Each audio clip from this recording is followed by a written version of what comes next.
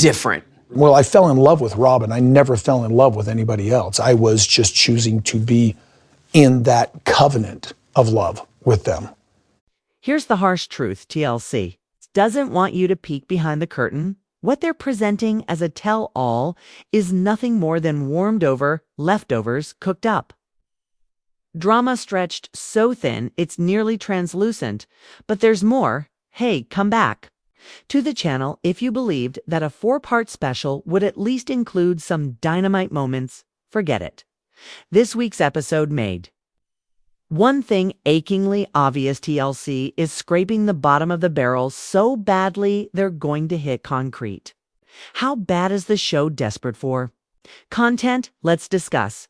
Imagine this whole scene's devoted to something as mundane as Mary gently bowing Cody when they're moving furniture. Yes. Seriously, TLC milked this nothing burger for 10 solid minutes like it was some earth-shattering epiphany.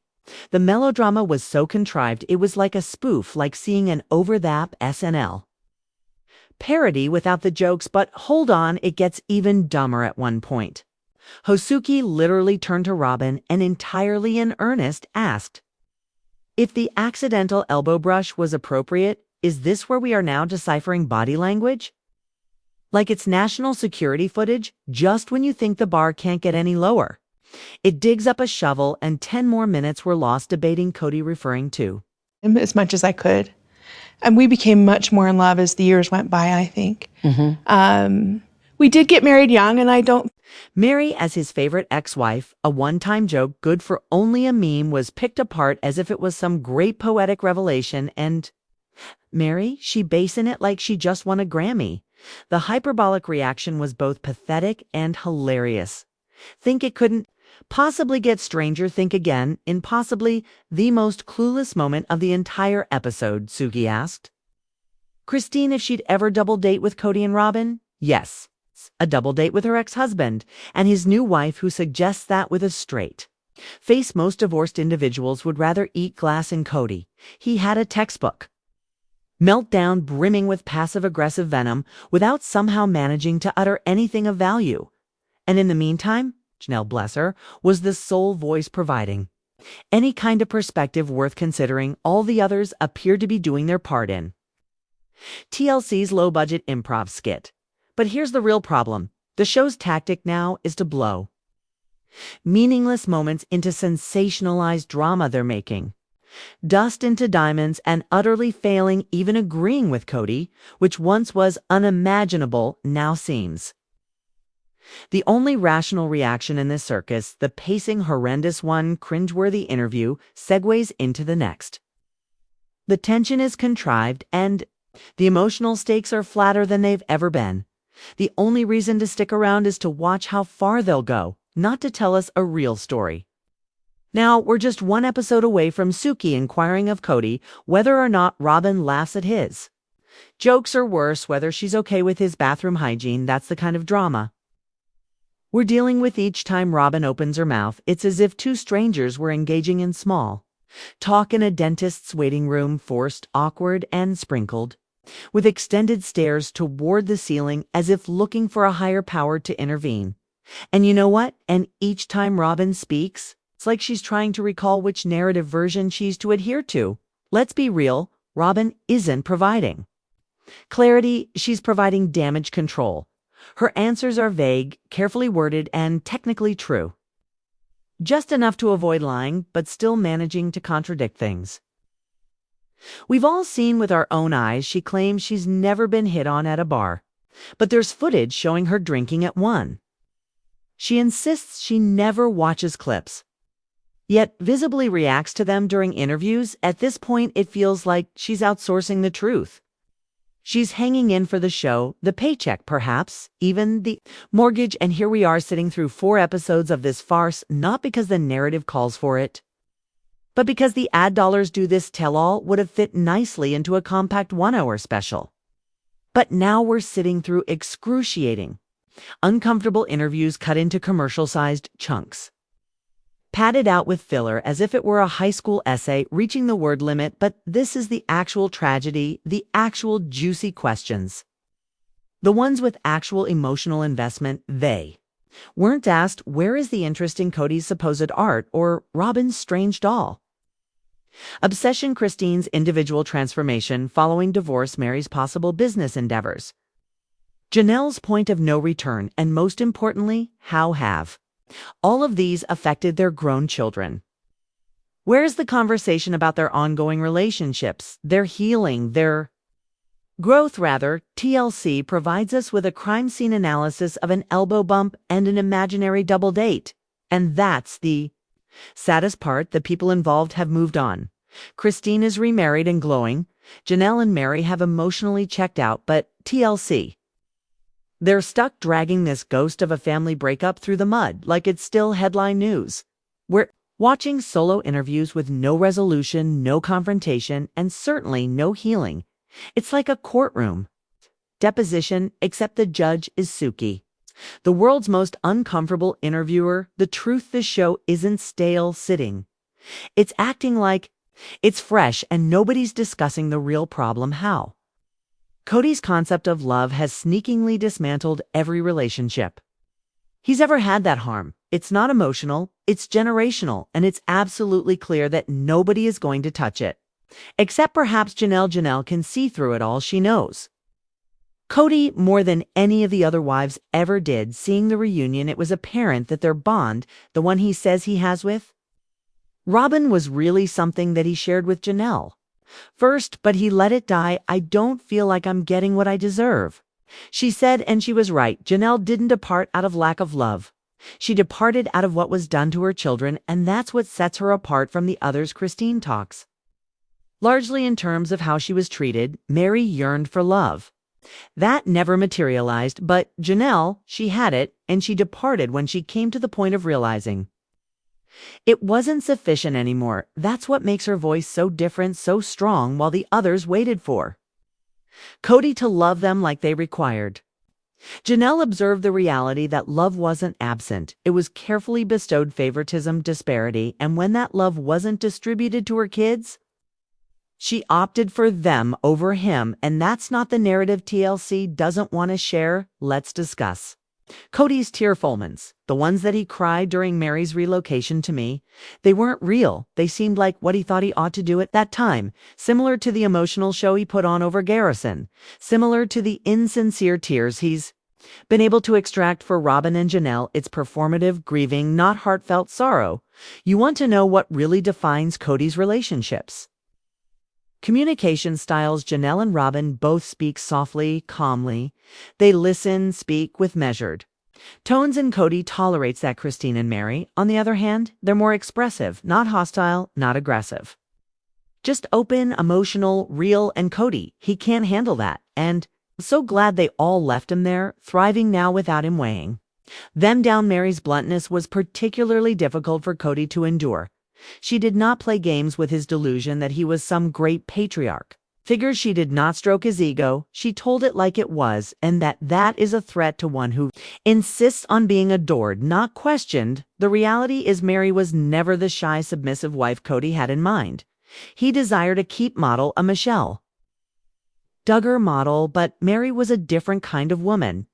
Yes, they all grew up in a faith system that nurtured women to be nice, compliant, obedient. But Mary, that wasn't who she was. She noticed the fisherers, and she had the guts to speak about them no matter the price. She paid, and for that, some people undeservedly blame her. Yes, she was strict. Yes, she set limits, but being a parent is not all about discipline. The Brown children came out fine. Not solely because of her. It took an entire team effort. Nevertheless, Mary frequently played the role that others would not. She kept the line when no one else would. That is something that should be respected, not criticized. Learning about these dynamics has been enlightening. Christine and Mary show emotion in visceral, open ways. Robyn and Janelle tend towards more controlled speech. That's why Janelle considered the shouting argument with Cody, the one when he stormed out, its breaking point. It was so uncharacteristic. It was like a finality sign. Cody naturally played it down, said they'd had blowouts in the past, said Janelle had sworn at him before. But what's interesting is Janelle doesn't let him. Steamroll her, she's financially, emotionally independent, and that empowered her. To leave on her own terms, Christine, on the other hand, waited for years for his love for him to pay attention. To her and Mary, Cody had emotionally detached long before the catfishing incident ever made headlines. That scandal wasn't the reason. It was the excuse he'd been done for years the moment. Mary stepped away for good. His only concern seemed to be keeping up appearances. Were his tears for her real, maybe? But they weren't for her. They were for himself. Mary was his first wife. Abandoning her was more than just a relationship dissolving. It was the time he had to confront reality. He's not that young, idealistic man pursuing polygamous fame anymore. He's a balding, middle-aged man, indebted to the hilt, estranged from most of his children and tines, and observed by millions who've pierced the illusion. And if he did weep, it wasn't for lost love. It was over lost control, lost image, lost income. Cody never respected Mary. He shut her down whenever she mentioned. Robyn made it clear that her voice didn't count. And honestly, that worked out for the best. Mary's better off without him, even she. Said she didn't like him anymore, and that any vestiges of love were gone a long time ago. Cody demanded obedience, loyalty, submission. Essentially a replica of Robyn, but Mary, she was not constructed to be molded that way. He wanted her to reinforce his patriarchal fantasy, and when she didn't conform, he discarded her. And Janelle, polygamy had worked for her once, but no longer in the early days. It was fine. She had a career. She enjoyed Christine, stayed home with the children, and the arrangement was fine, but now her kids are adults, and Cody hardly shows up at all. The arrangement has lost its worth. Janelle never had any interest in being a traditional wife. She appreciated her autonomy and professional life, and there's no way she'd revert to submissive behavior to a man like Cody, much less now, ironically. Janelle and Cody had the most solid relationship for years.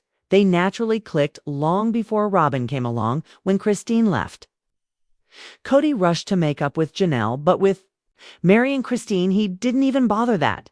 Says it all, Janelle had an advantage. She was from outside the AUB and was already divorced. She came to the marriage with eyes open. Her expectations were realistic. She worked, earned a living, and kept. Cody earthy when he was a kid. Unlike Robyn, she never indulged his ego. And that's precisely why the analogy of their relationship. Janelle's relationship might have begun as a little more than spiritual bonding. It was passionate. They shared a real emotional and physical connection. There are those who theorize that their dive into polygamy covered up previous relationships, perhaps even affairs, because both were married when they first came together. Whatever, it's apparent they shared something more profound than Cody did with Mary or Christine. And yet, Christine and Mary never were the chosen ones. Cody always had a pattern. He always seemed more attached to wives who already knew each other, or to women who were emotionally independent. He even lied about being a virgin when he wed Mary, a deception that cuts at the heart of things, at least in their religion. It's symptomatic of a larger issue with Cody. His feelings aren't real. He stages them, watches for responses, attempts to remain one emotional step ahead, and yet with Janelle, he called her his best friend. That's not common in any marriage. So when he then began insisting on loyalty later on, it was betrayal, not just of Janelle, but of the entirety of what they had at the same time. Christine's resentments are boisterous, albeit complicated. She has talked a lot about how Cody hurt her, but at key times, such as her daughter's surgeries, she didn't always show up the way her kids were counting on. Cody said she faulted him for ex-Truly's illness and vowed she would never forgive him. She pushed him out, but did not tell him she wanted a divorce, going out of her way to shield Isabel from the burden of it. Nevertheless, Christine's message is made clear. Now she's the priority. She's done with trying to win over a man who never really chose her. Then there's Mary once more, who in the moving debacle could no longer conceal her ingridule, her eye rolls, and sarcasm. Spoke volumes. She's done pretending Cody's not an idiot. She's done coddling him. So whom does? Cody respects the most Janelle, not because she fought the hardest, but because she Endured him the longest without drama. She let things go, told herself he was a good father. And for her, that was enough. She lost her own dad at a young age. So, Cody's presence with the kids meant more than just raising them. It was emotional security. But even that wasn't enough to prevent her from leaving, so where does that leave Cody Brown alone, holding on to one wife and a ton of regret? While the rest of them finally live for themselves, TLC might still be shooting like it's 2014, but the women, they've already moved on. Janelle reached breaking point when Cody's disregard for her children. It became undeniable when Cody complimented Robyn on having self-respect. What he truly meant was, she doesn't push back, she remains silent, doesn't. Confronts just the way he would like all of his wives to have reacted before Robyn came along. Janelle's children were obviously his first loves. She didn't catch the change at first, not until Flagstaff. That's when the cracks only grew wider. Her kids started complaining about what they'd been keeping inside. Cody's absence, his lack of interest, and the increased favoritism shown to Robyn's children, and then Cody went and said this. He felt closer to his sons due to wrestling. Seriously, Cody insisted that he and Janelle had gotten back together in Vegas, but Janelle insists it never occurred. What did transpire in? Flagstaff was a wholesale revelation of how broken up the family was. The favoritism was no longer covert. It was institutionalized. And Janelle's boys had every reason to be seething. That's why. Janelle always seemed more real. She was independent money.